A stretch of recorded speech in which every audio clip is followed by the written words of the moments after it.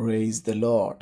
ఈరోజు దేవుని వాగ్దానం యోబు గ్రంథము 22వ అధ్యాయం 26వ వచనం. అప్పుడు సర్వశక్తిని యందు నీవు ఆనందించెదవు, దేవుని తట్టు నీ ముఖము ఎత్తెదవు. ఎప్పుడు మనము సర్వశక్తిని యందు ఆనందించెదము? ఎప్పుడు మనము దేవుని తట్టు మన ముఖమును ఎత్తెదము? అనగా ఈ లోకములో ప్రియమైన వాళ్ళారా, పాపముతో సంపూర్ణముగా మన సంతోషాన్ని పాడు చేసి నిజముగా మనము మారుమనసు పొంది దేవుని వద్దకి వచ్చినప్పుడు ఆయన మన పాపాలన్నిటిని క్షమించి నూతనమైన ఆశీర్వాదములతో మనల్ని నింపెదడు. అప్పుడు మనము సర్వశక్తిని యందు మనము ఆనందించెదము. మారుమనసు పొంది దేవునితో సమాధానపడితే కలిగేటువంటి దీవెనల గురించి యోబు ఒక స్నేహితుడు ఎలీఫజు యోబుకు తెలియజేస్తూ ఈ మాటను పలికెను. అలాగైతే దేవుని యందు మనము ఎప్పుడు ఆనందించదమో చూద్దాం రండి. యోబు గ్రంథములో మనము 4 కార్యాలని చూస్తాం.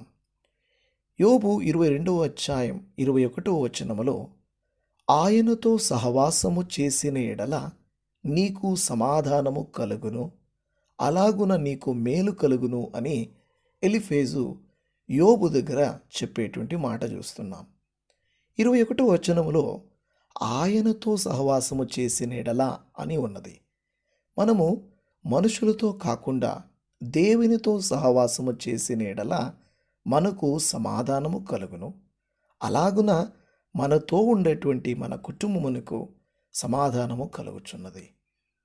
యోబు మరియు 22వ అధ్యాయం 23వ వచనములో చూసినట్లయితే సర్వశక్తిని వైపు నీవు తిరిగిన ఎడల, మొదటి కార్యం మనము ఆయనతో సహవాసము చేసిన ఎడల, రెండవ కార్యం మనము సర్వశక్తిని వైపు తిరిగిన ఎడల అని ఇక్కడ మనము చూస్తున్నాం. మనము చేయాల్సినటువంటి పని దేవునితో సహవాసం, సర్వశక్తిని వైపు తిరగటం.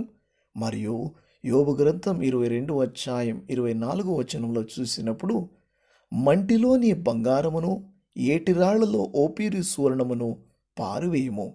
అప్పుడు నెక్స్ట్ వచనంలో చూస్తున్నాం, అప్పుడు సర్వశక్తుడు నీకు అపరంజిగాను ప్రశస్తమైన వెండిగాను ఉండును అని ఇక్కడ తెలియజేస్తుంది. ప్రియమైన దేవుని బిడ్డలారా, ఈరోజు మనము ఎప్పుడూ సంతోషాన్ని కోరుకుంటున్నాం. యోబు 22:26లో అప్పుడు అని ప్రారంభించి మనము ఎప్పుడు మనము సంతోషిస్తాం, సర్వశక్తిని యందు ఆనందిస్తామని చెప్పగా, దేవునితో సహవాసము చేసి సర్వశక్తిని వైపు మనము తిరిగి సర్వశక్తుడైనటువంటి దేవుణ్ణి మనము వెండి బంగారాల కన్నా ఎక్కువగా మనము ఆరాధించి తలుచుకుంటూ ఆయన వైపు మనము తిరుగుతామో అప్పుడు సర్వశక్తిని యందు మనము ఆనందించదము.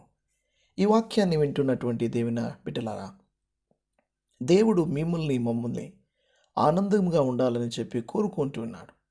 కానీ మనమే వెండి బంగారాల వైపు, మనుషుల వైపు, దుర్మార్గుల వైపు, లోకము వైపు చూస్తూ దేవుని కృపని, దేవుని ప్రేమని అర్థం చేసుకోలేకుండా పోతున్నాం.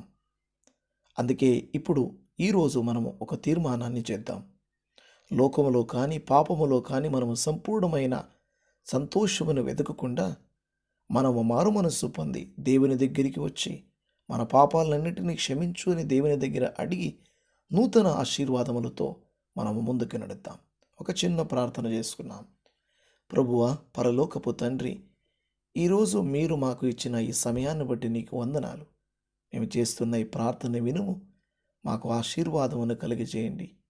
సర్వశక్తిని యందు నీవు ఆనందించెదవు అని ఎలీఫజు యోబుకు తెలియజేసినట్టు ఈరోజు మీరు కూడా మాకు ఆనందమును కలిగి చేయమని, మేము వెండి బంగారుల వైపు చూడకుండా, మనుషుల వైపు చూడకుండా, ప్రభువా మీ యొక్క మాటలో, మీ యొక్క దారిలో మేము నడిచి మీకు ప్రేమగా మేము ఉండటానికి మాకు సెలవేయండి.